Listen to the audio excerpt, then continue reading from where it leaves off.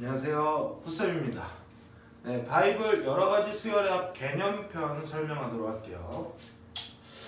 여기는 사실 어려운 부분이 아닌데 요 기호를 해석함에 있어서 낯설다 보니까 조금 받아들이기가 좀 힘든 부분이 있어요. 초반에 저도 어렸을 때 한참 전이긴 하지만 근래이긴 하지만 굉장히 이 기호를 이게 무슨 또 해괴망측한 기호야 하면서 좀 낯설어 하면서 좀 공부하기가 힘들었던 기억이 있어요.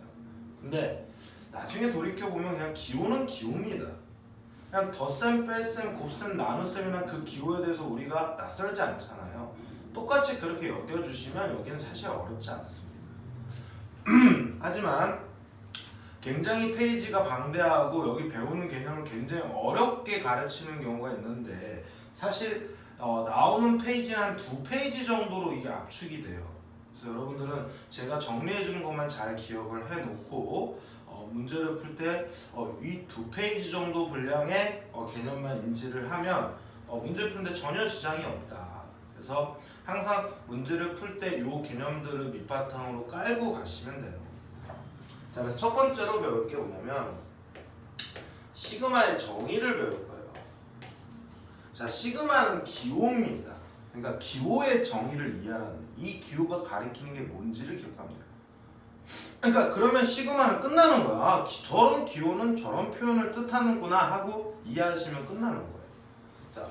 자, 시그마 K는 1항부터 N항까지의 AK다. 이렇게 주어진 게 있어요. 이건 무슨 얘기냐면 요 일반항이죠, 얘가.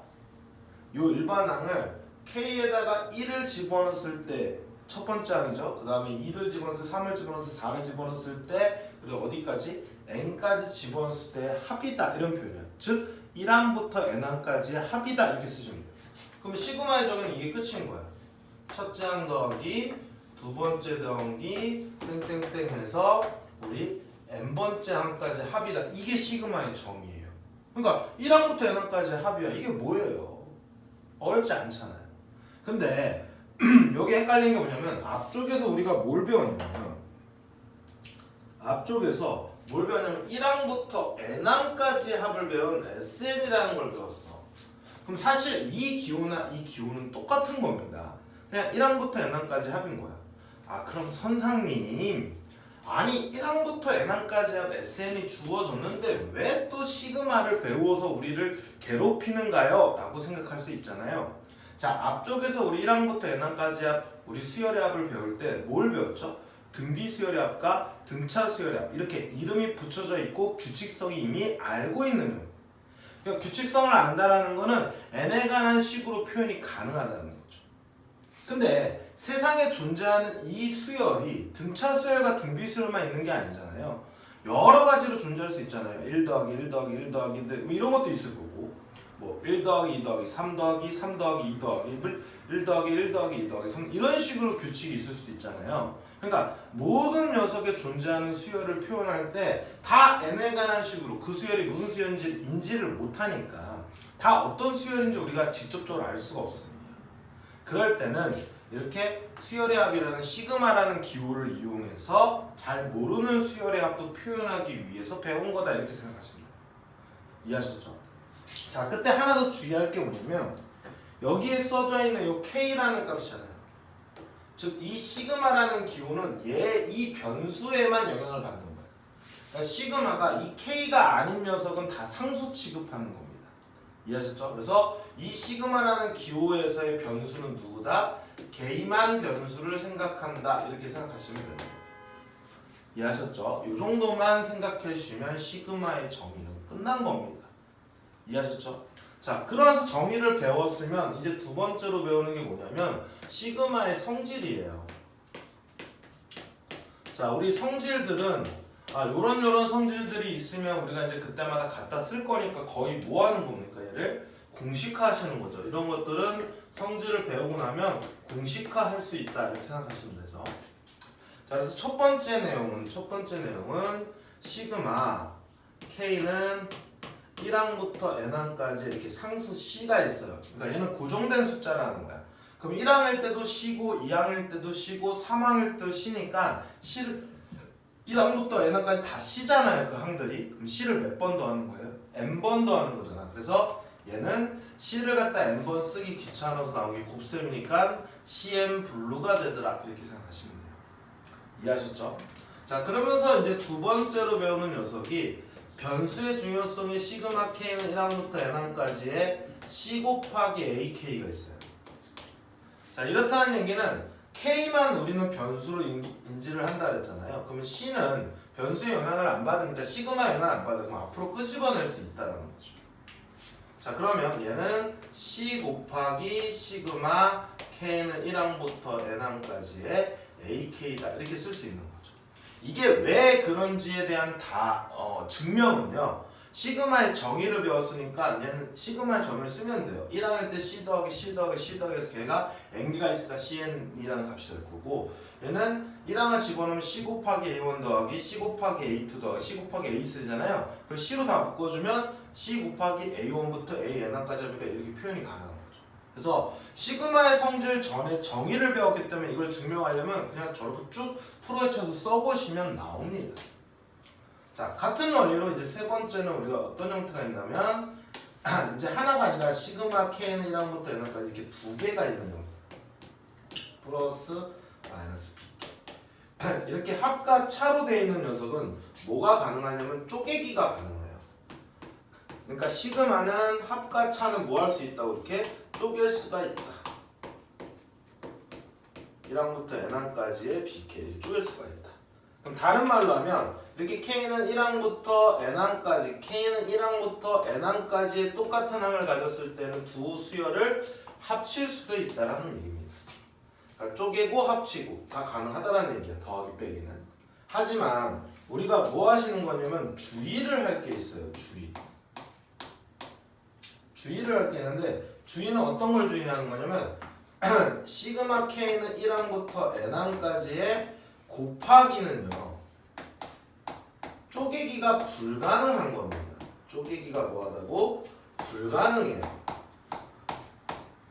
왜 그런지 알아보려면 어떻게 하면 된다고요? 우리는 배운 게 뭐밖에 없으니까, 시그마의 정의밖에 없으니까 1항 집어넣어 보세요. 하나만 여기다 써볼게. 이건 안 쓰셔도 됩니다. A1, B1 이게 첫 번째 항이죠. K에다 1 집어넣는 게 첫 번째 항이니까 2 집어넣으면 두 번째 항이죠. 이렇게 3 집어넣으면 세 번째 항이에요. 이런 식으로 표현된단 말이야. 땡땡땡에서 n번째 항 이렇게까지 더해지는 거야. 근데 얘는 어떻게 되냐면 A1 더하기 A2 더하기 땡땡땡 해가지고 AN까지 합이고요. 얘는 B1부터 B2까지 해가지고 땡땡땡 해가지고 BN까지 합인데, 지금 보시면 항들이 이 값들이 다 똑같은 값들밖에 없잖아요. 근데 A1과 이게 곱하기를 할 때 분배 법칙하니까 A1항 곱하기 B2라는 값이 생겨요. 절대 나올 수가 없죠. 그러니까 얘네들은 같을 수가 없다는 겁니다.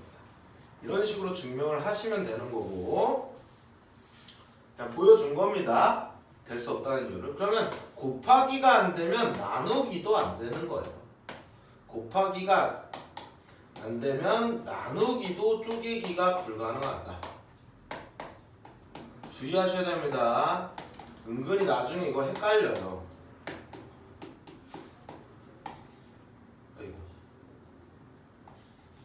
요거는 성립이 안 되는 거야. 요거는 시그마의 성질을 쓸 수가 없다. 더하기 빼기만 가능하다. 이렇게 생각하시면 됩니다. 그리고 나서 이제 세 번째로 배우는 게 자연수의 거듭제곱의 합입니다.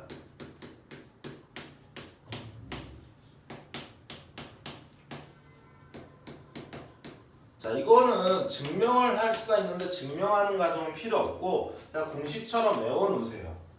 그래서 시그마 K는 1항부터 N항까지 K인데, 우리 1 집어넣으면 1이고 여기다 2 집어넣으면 2고 3 집어넣으면 3이니까 1부터 N까지 합이잖아. 이거 등차수의 합이랑 똑같죠. 그럼 어떻게 한다 그랬어? 2분의 첫 항 더하기 끝 항의 항의 개수 N 이렇게 되는 거죠. 그래서 이 K 공식을 외울 때 2분의 항의 개수 수에다 항의 개수에다 1 더해준 거다. 이렇게 판단하시면 돼요. 그러니까 이거는 우리가 알고 있는 식이라는 거야, 사실. 그러니까 외울 필요가 없는 거죠. 그래서 외울 건 얘밖에 없어요. 두 번째 거. K제곱 공식. K제곱 공식은 6분의 항의 개수 n에 n 플러스 1에 그 다음에 2 곱하기 하이게스 더하기 1이다. 이 식만 외우시면 되고 삼승 공식은 K3승 같은 경우는 얘를 제곱하면 되는 거기 때문에 결국은 누구만 외우시면 되는 겁니까? 얘를 이렇게 제곱하면 되는 거기 때문에 얘만 외우시면 되는 거예요. 누구만 외우면 된다? K제곱 공식만 외우시면 되는 거예요. 그러면서 추가적으로 이런 값들이 되게 자주 나와요. 시그마 K는 1항부터 10항까지 K 1부터 10까지 항 얼마죠? 55죠.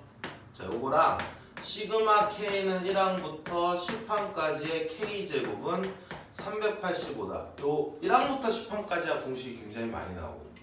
요거는 꼭 좀 인지를 해두시는 거죠. 그러면 지금 요 2번과 요 3번을 요 녀석 두 개를 지금 배우는 이유가 있을 거예요. 또 왜 배우냐 이거죠. Why? 시그마의 정의도 마찬가지고 이걸 배우는 이유는 이런 거 풀려고 하는 겁니다. 예를 들어서 이런 거 풀려고 시그마 K는 1항부터 예를 들어서 뭐 10항까지에 뭐 4K 3승 플러스 6K 제곱에 플러스 2K 플러스 5 요런 녀석이 이렇게 3차식으로 이루어진 3차 다항식으로 이루어진 요런 수열의 합을 계산하려고 하는 거예요. 그럼 이런 멍청한 새끼들 한 4등급, 5등급에 있는 학생들은 고지 곧대로 들어요. 그래서 어떻게 하냐면 선생님이 이런 더하기들은 이 3번에 의해서 쪼개기가 가능하다 그랬어. 그래서 시그마 K1부터 10항까지 4K 3승에 플러스 시그마 6K 제곱 플러스 시그마 2K에 플러스 시그마 5 이렇게 쓰고요. 그 다음에 K는 이렇게 상수는 영향을 안 받는다 그랬으니까 이게 앞으로 가고 얘도 앞으로 가고요. 얘도 이렇게 하다 걸리면 죽습니다. 그냥 그러려니 생각을 하고 요렇게 될 거다라고 생각을 하고 우리는 바로 정리를 하시는 거예요. 자, K3승 공식 쓰고 앞에 4 곱하기 그냥 K3승 공식 쓰면 2분의 10 곱하기 11의 전체 제곱이다 해서 이렇게 지워주시면서 110의 제곱이다 이렇게 쓰시는 거고 그 다음에 K제곱 공식 6 곱하기 상수량 곱해주시면 돼요. 6분의 10 곱하기 이거 아까 전에 385라 그랬죠? 요렇게 2 곱하기 2분의 55였죠? K 공식 그 다음 플러스 얘는 1항부터 10항까지 5를 10번 더한 거니까 50이다. 그냥 이렇게 계산하면 되는 겁니다. 요런 계산하려고 배우는 거예요. 이해하셨죠? 이게 답니다. 지금 시그마에 관련된 내용이 이 녀석이 다야. 그럼 요런 이제 내용을 가지고 우리가 어떤 수열이 나오든 수열의 합이 주어지면 이제 계산이 가능하게끔 배운 거예요. 어떤 수열이 나오든지 간에 요렇게 문제를 풀 거야 라고 생각하시면 되는 겁니다. 그래서 일단은 기본적인 수열의 합에 대한 내용들은 요렇게 정리를 하면 됩니다. 다시 한번 정리할게요. 시그마의 정의 뭐라고? 1항부터 n항까지 합인 SN과 똑같은데 얘는 우리가 n에 관한 식으로 써야 되잖아요. 근데 어떤 수열인지를 판단이 안 돼. 이거를 딱 보고 어떤 수열인지 모르니까. 그리고 우리는 등차 수열과 등비 수열에 관련된 것밖에 안 배웠는데 세상에 존재하는 이 수열은 등차 수열, 등비 수열 아닌 것도 나온다고요. 그렇잖아요, 그렇죠? 그래서 그런 수열의 합을 계산할 때 1항부터 n항까지의 AK 이런 시그마로 표현이 가능하더라라는 겁니다. 그래서 결국은 이 표현과 이 표현이 똑같은 표현인 거죠. 그럼 만약에 이 값이 n에 관한 식으로 줬다면 이렇게 쓰는 걸로 바꿔서 문제를 풀어도 돼요. 어쨌든 시그마의 정의는 그냥 1항부터 n항까지 합이다 이렇게 생각하시면 되는 겁니다. 됐죠? 그 다음에 두 번째로 시그마의 성질은 우리가 뭐 K의 변수에 대한 의미에 대와 이렇게 합과 차는 쪼갤 수 있고 상수는 이렇게 시그마 영향 안 받으니까 끄집어낼 수 있고요. 그 다음에 곱하기나 나누기는 쪼갤 수가 없다. 그래서 알고 난 다음에 공식처럼 쓰자. 자연수의 거듭제곱의 합 첫 번째, 두 번째 K, K제곱, K3수 공식 외워놓자. 이게 끝이라고요. 심플하잖아요. 그렇죠? 그래서 앞쪽에 이런 문제들이 이제 어떤 관련된 내용들이 나오는지를 판단하시면 되는 겁니다. 그럼 이제 내가 여러 가지 수열의 합을 본격적으로 문제를 풀어가기 위한 기초 작업이 다 완료가 된 거예요. 됐나요? 어렵지 않죠? 충분히 여러분들도 하실 수 있어요. 그리고 익숙하게만 만들어 놓으시면 되는 겁니다. 근데 아직 이제 개념이 안 끝났어요. 마지막으로 하면 되는데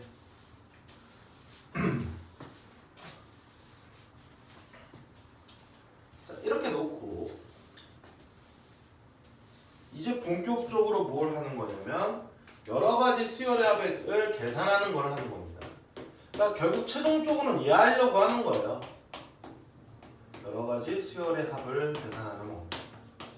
결국 이해하려고 하는 겁니다. 자, 예를 들어서 문제가 이제 첫째 항 더하기 두 번째 항 더하기 세 번째 항 더하기 땡땡땡에서 이렇게 n번째 항까지 이렇게 수열의 합이 주어졌습니다. 그러면 얘 수열의 합이네 라고 인지하고 빨리 첫 번째로 하셔야 될 일이 내가 해야 될 일이 뭐냐면 얘는 일반항을 빨리 구하셔야 돼요. 그래서 얘를 k라는 식으로 표현을 한 다음에 두 번째로는 항의 개수를 구하시는 겁니다. 얘가 몇 개 있는지를 보시는 거예요. 그럼 얘는 지금 1항부터 n항까지가 n개가 되겠죠? 그래 놓고 세 번째로 시그마 k는 1항부터 n항까지의 ak다. 이걸 최종적으로 이렇게 표현하는 거예요. 그럼 요거 계산을 할 때 누구에 따라 구하는 방법이 다르냐면 이렇게 일반항에 따라 구하는 방법이 달라요. 그래서 이 ak라는 녀석의 일반항이 첫 번째로 여기서 k 공식이냐 k제곱 공식이냐 k3승으로 주어져 있으면 아까처럼 공식을 쓰시면 되는 거고, 두 번째는 등비수열로 주어질 수 있잖아요. 즉 k가 무슨 식? 지수식으로 주어지면 얘는 등비수열이니까 등비수열의 합 공식을 쓰시면 되는 거잖아요. 그리고 세 번째로 기억해야 될 게 이항분리입니다. 뭐라고? 이항분리.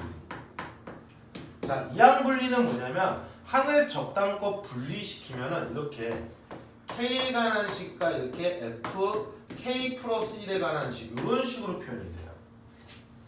그러면 둘이 얘네들이 fk 빼기 fk 플러스 1이든 k 플러스 2든 k 플러스 3이든 어쨌든 이런 식으로 이렇게 차로 분리가 되는 겁니다. 그러면 막 지워지면서 앞에 거 몇 개, 뒤에 거 몇 개만 살아남는 패턴이 이항분리예요. 그 이항분리의 패턴이 크게 몇 가지가 있냐면 세 가지가 있어요. 첫 번째는 뭐가 있냐면 부분분수가 있는 겁니다. 뭐라고? 부분분수. 자, 부분분수가 뭔지를 위에 간략하게 좀 써놓을게요. 부분분수.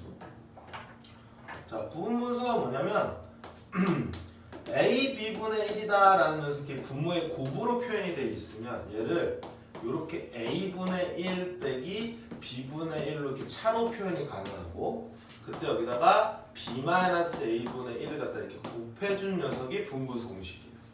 자, 이게 왜 이렇게 되는지는 얘를 통분해보면 알아요. 얘 통분하면 어떻게 되죠? a, b로 통분하니까 bb 곱해주면 얘는 ab분의 b죠. 얘는 a분의 a죠. 그럼 ab분의 b-a니까 b-a, b-a 이렇게 지워주면 얘가 나오죠. 그래서 요 형태가 이렇게 바뀐다는 거예요. 그래서 이런 형태의 모양이 나오면 이거 부분분수구나 라고 하는 겁니다. 자, 예를 들어볼게요.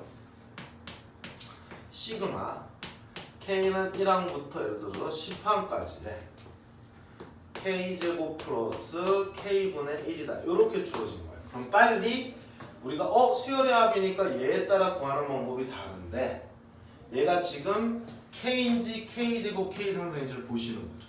자, k나 k제곱 k3승은 우리가 다항식, 즉 3차까지의 다항식을 계산하는 겁니다. 자, 이런 건 분수잖아요. 이건 유리식이죠. 다항식이 아니에요. 그러니까 k제곱 k3승이라고 보면 안 돼요. 선생님, 이렇게 시그마 이렇게 쪼개가지고 보면 얘 다항식이잖아요 하면 죽습니다. 나눗셈이나 곱셈은 쪼개기가 불가능하다 그랬죠. 그러니까 얘는 k제곱 k3승도 아닌 거예요. 그리고 k가는 지수식인 등비수열도 아닌 겁니다. 그럼 빨리 이항분리의 부분분수가 혹시 아닐까라고 생각하면 분모의 곱으로 되어 있으니까 빨리 얘 인수분해하라는 얘기죠. 그럼 어떻게 씁니까? 얘를 k 곱하기 k 플러스 1분의 1이 되면서 부분분수 식을 쓰면 얘가 a고 얘가 b면 k분의 1 빼기 k 플러스 1분의 1에다가 얘에서 얘 뺀 게 1이잖아요. 그러면 1분의 1은 곱하나 말까 이렇게 되죠. 그럼 얘가 fk고 얘가 fk 플러스 1인 이런 꼴이 되는 거예요. 자, 그래서 이거 계산할 때 시그마의 정의를 써보시면 1을 집어넣으면 1 빼기 1 여기다 1 집어넣으면 2분의 이게 첫 번째 항이죠. K에다 1을 집어넣는 항. 그 다음에 두 번째 2를 집어넣으면 2분의 1 빼기 3분의 1 더하기 3을 집어넣으면 3분의 1 빼기 4분의 1 해서 땡땡땡 해가지고 9를 집어넣으면 8 집어넣을게요. 9분의 1 빼기 10분의 1 그 다음에 10번째 항은 10분의 1 빼기 11분의 1 이렇게 나온단 말이야. 그러고 보니까 뒤, 앞, 뒤, 앞, 뒤, 앞, 뒤, 앞, 뒤, 앞, 뒤, 앞 하나 살죠. 그리고 얘도 앞, 뒤, 앞 지워졌는데 하나 살겠죠. 그래서 참조로 남은 게 다 지워지고 1-11분의 1만 남아서 이거는 답이 11분의 11에서 1 빼니까 10이다. 이렇게 구하는 거고 요 과정. 그럼 이거 보시면 결국 둘이 몇 개 차이라고요? 한 개 차이죠. 그러면 첫 번째 1을 집어넣었을 때 앞에 거 하나만 살고 끝에다가 10 집어넣었을 때 끝에 거 하나 여기다 10 집어넣으면 11분의 1 끝에 거 하나만 살겠거니 해놓고 이렇게 오시는 거예요. 원리가 이건데 이렇게 될 거라는 걸 알고 바로 일로 오셔야 된다. 그럼 얘네들 두 개 차이면 앞에 거 하나 그 다음 두 번째 한 거 앞에 거 하나 두 개 살고 끝에 거 하나 끝에 거 하나 이렇게 두 개씩 사는 겁니다. 세 개 차이면 하나 이렇게 세 개씩 사는 거예요. 마치 공식처럼 쓸 수 있는 겁니다. 이런 원리를 알고 있으니까. 항상 어떤 것들에 이게 왜 그런지에 대한 것을 증명하려면 이렇게 시그마의 정의를 쓰시면 돼요. 쭉 풀어야 치면 돼요. 자, 요렇게 뭐라고? 부분부수편. 이해하셨죠? 어렵지 않아요. 그러고 나서 이렇게 지워주시고 다시 이번에는 두 번째 패턴이 있는데 두 번째 패턴은 뭐냐면 바로 무리식입니다. 뭐라고요? 무리식. 자, 무리식은 당연히 뭘 하는 거냐면 이 무리식 같은 경우는 유리화를 통해서 이런 꼴을 만들어 주시는 거예요. 자, 얘도 예를 들어 볼게요. 또 시그마 K는 1항부터 10항까지 예를 들어서 루트 K 플러스 루트 K 플러스 1분의 1이다. 이렇게 주어진 거죠. 자, 또 하시는 겁니다. 매번 할 때마다 이런 문제를 풀 때마다 연습을 하시는 거예요. 첫 번째로 뭐라고 얘가 K인지 K제곱 K 하면서 보시는 거죠. 아니죠. 그러면 등비수열 K가 지수준이 보는데 아니죠. 근데 이항 분리의 부분분수꼴도 아니죠. 그러면 무리식이구나. 이거 빨리 유리화해야지 해서 켤레를 위아래로 곱해주는 거예요. 이렇게. 이렇게 곱해지면 앞에 거의 제곱에서 뒤에 거의 제곱을 뺀 거니까 앞에 거의 제곱하면 K고 뒤에 거는 K 플러스 1을 빼니까 마이너스 1이 생기죠. 잘 보세요. 마이너스 1이 생기고 위에는 루트 K 빼기 루트 K 플러스 1인데 이 마이너스 꼴보기 싫으니까 이렇게 쓰는 사람이 있어요. 그럼 이 녀석을 다시 쓰면 시그마 K는 1항부터 10항까지의 루트 K 플러스 1 빼기 루트 K가 되거든요. 자, 요거 할 때 이제 보면 1항을 집어넣으면 요렇게 될 거고 2항을 집어넣으면 요렇게 될 거예요. 3항을 집어넣으면 요렇게 될 건데 우리 여기만 살짝 볼게요. 그럼 보시면 여기서 규칙을 찾을 때 보면 앞에 거에서 두 개를 건너서 뒤에 거 앞에 거에서 두 개를 건너서 뒤에 거 이렇게 지워진단 말이야. 그러면 그 다음에는 어떻게 될지 규칙이 잘 보이지 않아요. 지금도 내가 이렇게 말해줬으니까 규칙이 보이는 거지 잘 보이지 않습니다. 그러니까 이거는 이렇게 쓰는 게 아니라 항상 수의 규칙을 볼 때는 작은 수부터 써주는 게 좋은 거죠. 그러면 그냥 여기 아까 전에 루트 이렇게 써져 있는 거였잖아요. 마이너스 1분의 이렇게 써져 있었던 거잖아. 그러면 어차피 상수항은 시그마 영향 그러니까 마이너스 1 앞으로 끄주면 이렇게 마이너스 여기다 씌워뒀다 생각하고 그냥 이렇게 쓰세요. 그럼 이제 얘도 FK에서 빼기 FK 플러스 1인 거고 나중에 마이너스만 씌워주면 됩니다. 이거 계산한다. 그러면 1 집어넣으면 루트 1 빼기 루트 2고요. 2 집어넣으면 더하기 두 번째 항은 루트 2 빼기 루트 3이고 세 번째 항은 루트 3 빼기 루트 4고요. 얘도 땡땡땡에서 루트 9 빼기 루트 10이 아홉 번째 항이고 10 집어넣으면 루트 10 마이너스 루트 11이 돼서 얘도 마찬가지로 D 앞 D 앞 D 앞 D 앞 D 앞 없으니까 하나 살고 얘도 하나 사는 거야. 그럼 그 다음부터는 둘이 한 개 차이네. 그러면 1 집어넣었을 때 하나 살아서 얘는 1이고 루트 1이니까 10 집어넣으면 마이너스 루트 11이네 하고 앞에 뭐가 있다고요? 마이너스 이렇게 있으니까 이렇게 계산하시면 돼요. 루트 11 마이너스 1이다. 이게 답입니다. 그래서 항상 수는 작은 수부터 써주는 역할을 해주셔야 돼요. 그래서 둘이 한 개 차이면 1항 집어넣을 때 앞에 거 하나, 마지막 집은 끝에 거 마지막 하나 이렇게 합니다. 두 개 차이면 앞에 거 하나, 두 번째 항에 앞에 거 하나 해서 두 개, 뒤에 거 맨 뒤에 거 하나, 그다음에 그 다음 전항에 이 뒤에 거 하나 해서 두 개씩 남는 겁니다. 공식처럼 쓰시는 거예요. 이해되셨죠? 자, 그 다음에 이제 세 번째로 뭐가 있냐면 로그식도 이런 표현이 있죠. 자, 로그식도 저런 표현이 그냥 나와 있으면 상관이 없는데 당연히 그냥 내진 않아요. 그러니까 항상 식을 변형시키게끔 해가지고 이 모양을 만들 건데 그때 성질을 쓰시는 거예요. 성질 쓰시는 거예요. 로그의 성질 말하는 거예요. 얘도 예를 들어보겠습니다. 시그마 걔는 1항부터 10항까지 그래서 로그